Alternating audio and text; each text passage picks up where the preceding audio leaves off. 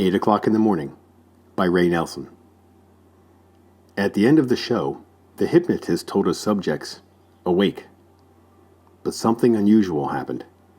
One of the subjects awoke all the way. This had never happened before. His name was George Nada, and he blinked out at the sea of faces in the theater, at first unaware of anything out of the ordinary. Then he noticed, spotted here and there in the crowd, the non-human faces, the faces of the fascinators. They had been there all along, of course, but only George was really awake, so only George recognized them for what they were.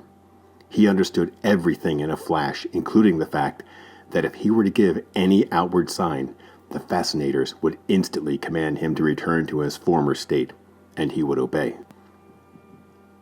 He left the theater, pushing out into the neon night, carefully avoiding any indication that he saw the green reptilian flesh or the multiple yellow eyes of the rulers of the earth.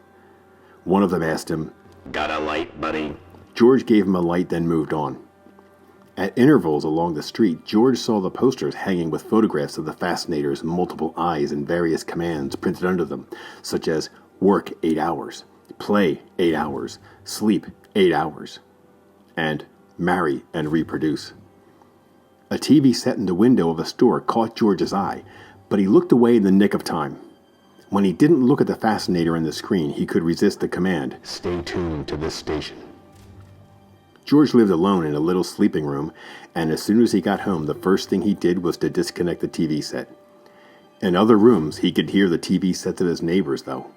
Most of the time, the voices were human, but now and then, he heard the arrogant, strangely bird-like croaks of the aliens. "Obey the government," said one croak. "We are the government," said another. "We are your friends. You'd do anything for a friend, wouldn't you? Obey. Work." Suddenly the phone rang. George picked it up. It was one of the fascinators. "Hello," it squawked. "This is your control, Chief of Police Robinson. You are an old man, George Nada. Tomorrow morning at 8 o'clock, your heart will stop. Please repeat." "I am an old man," said George. "Tomorrow morning at 8 o'clock, my heart will stop." The control hung up. "No, it won't," whispered George. He wondered why they wanted him dead. Did they suspect that he was awake? Probably. Someone might have spotted him, noticed that he didn't respond the way the others did. If George were alive at 1 minute after 8 tomorrow morning, then they would be sure. No use waiting here for the end, he thought. He went out again. The posters, the TV, the occasional commands from passing aliens did not seem to have absolute power over him, though he still felt strongly tempted to obey, to see things the way his masters wanted him to see them. He passed an alley and stopped.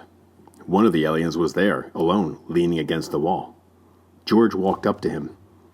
"Move on," grunted the thing, focusing his deadly yellow eyes on George. George felt his grasp on awareness waver. For a moment, the reptilian head dissolved into the face of a lovable old drunk. Of course, the drunk would be lovable. George picked up a brick and smashed it down on the old drunk's head with all of his strength. For a moment, the image blurred, and then the blue-green blood oozed out of the face, and the lizard fell, twitching and writhing. After a moment, it was dead. George dragged the body into the shadows and searched it. There was a tiny radio in his pocket and a curiously shaped knife and fork in another. The tiny radio said something in an incomprehensible language. George put it down beside the body, but kept the eating utensils. "I can't possibly escape," thought George. "Why fight them?" But maybe he could. What if he could awaken others? That might be worth a try. He walked 12 blocks to the apartment of his girlfriend, Lil, and knocked on her door. She came to the door in her bathrobe. "I want you to wake up," he said. "I'm awake," she said. "Come on in." He went in. The TV was playing. He turned it off. "No," he said. "I mean really wake up." She looked at him without comprehension, so he snapped his fingers and shouted, "Wake up! The master's command that you wake up!" "Are you off your rocker, George?" she asked suspiciously. "You sure are acting funny." He slapped her face. "Cut that out!" she cried. "What the hell are you up to anyway?" "Nothing," said George, defeated. "I was just kidding around." Slapping my face isn't kidding around, she cried. There was a knock at the door. George opened it. It was one of the aliens. Can't you keep the noise down to a dull roar? It said. The eyes and reptilian flesh faded a little, and George saw the flickering image of a fat middle-aged man in shirt sleeves. It was still a man when George slashed its throat with the eating knife, but it was an alien before it hit the floor. He dragged it into the apartment and kicked the door shut. What do you see there? He asked Lil, pointing to the many-eyed snake thing on the floor. Mr. Coney, she whispered, her eyes wide with horror. You just killed him like it was nothing at all. Don't scream, warned George, advancing on her. I won't, George. I swear I won't. Please, for the love of God, put down that knife. She backed away until she had her shoulder blades pressed to the wall. George saw that it was no use. I'm going to tie you up, said George. First tell me which room Mr. Coney lived in. The first door on your left as you go toward the stairs, she said. Georgie, don't torture me. If you're going to kill me, do it clean, please. Georgie, please. He tied her up with bedsheets and gagged her, then searched the body of the fascinator. There was another of the little radios that talked a foreign language, another set of eating utensils, and nothing else. George went next door. When he knocked, one of the snake things answered.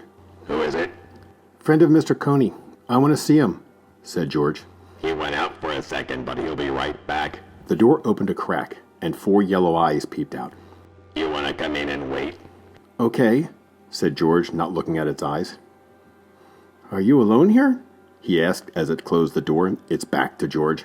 Yeah, why? He slit its throat from behind, then searched the apartment.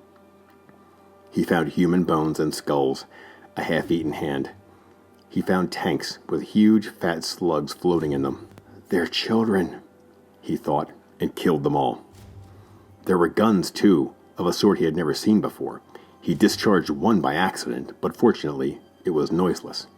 It seemed to fire little poison darts. He pocketed the gun and as many boxes of darts as he could and went back to Lil's place. When she saw him, she writhed in helpless terror. Relax, honey, he said, opening her purse. I just want to borrow your car keys. He took the keys and went downstairs to the street. Her car was still parked in the same general area in which she always parked it. He recognized it by the dent in the right fender. He got in, started it, and began driving aimlessly. He drove for hours, thinking, desperately searching for some way out. He turned on the car radio to see if he could get some music, but there was nothing but news, and it was all about him, George Nada, the homicidal maniac. The announcer was one of the masters, but he sounded a little scared. Why should he be? What could one man do? George wasn't surprised when he saw the roadblock, and he turned off on a side street before he reached it. No little trip to the country for you, Georgie boy, he thought to himself. They had just discovered what he had done back at Lil's place, so they would probably be looking for Lil's car. He parked it in an alley and took the subway. There were no aliens on the subway for some reason. Maybe they were too good for such things, or maybe it was just because it was so late at night. When one finally did get on, George got off. He went up to the street and went into a bar. One of the fascinators was on TV, saying over and over again, We are your friends. We are your friends. We are your friends. The stupid lizard sounded scared. Why? What could one man do against all of them? George ordered a beer, and then it suddenly struck him that the fascinator on the TV no longer seemed to have any power over him. He looked at it again and thought, it has to believe it can master me to do it. The slightest hint of fear on its part and the power to hypnotize is lost. They flashed George's picture on the TV screen, and George retreated to the phone booth. He called his control, the chief of police. Hello, Robinson? He asked. Speaking.